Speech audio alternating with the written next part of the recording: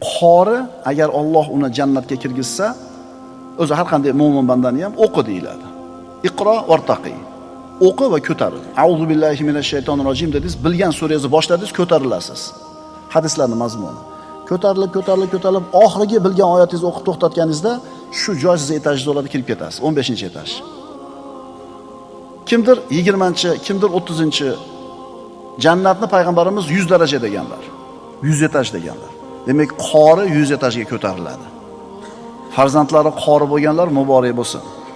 Farzandlari qori bo'lmaganlar tiyillar doniladi g'iybat qilishdan, qorilarni, imomlarni go'shini yeyishdan. Agar birorta o'g'lingiz, qizingiz qori bo'lgan bo'lsa, xursand bo'ling. Birorta go'shini yemabsiz. Chiqmayaptimi? O'kining. Siz yedingiz, bolangizdan chiqmadi. O'shalarga qo'shilib qoldingiz, domlalarni g'iybat qildingiz, boshqa qildingiz, bolangizdan chiqmadimi? Endi bolangizni tarbiyalang. Sen g'iybat qilmagan bolam, halol yegizaylik, nabirangizdan chiqsin. Chunki nabirangizdan chiqib qolsa ham inshaalloh siz yetalaydi. Endi boya qori 3-etajga chiqdi. Ota-onasi pastda qolib ketdi. Muammomi? Muammo. Shunda Alloh azza va jalla mana shu qori bandasini ko'ngli uchun, xursandchilik uchun ota-onasini ham shu darajaga ko'tarib qo'yadi deydi.